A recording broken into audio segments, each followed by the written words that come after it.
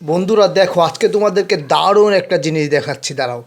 এই যে আমার ফ্রিজে রাখা, দেখো এটা হচ্ছে একটা গরুর চর্বি। তো এই গরুর চর্বিটা কিন্তু আমাকে, গরুর গোস্ত কিনেছিলাম 2 কেজি, 45 টাকার এই চর্বিটা আমাকে ফ্রি দিছে।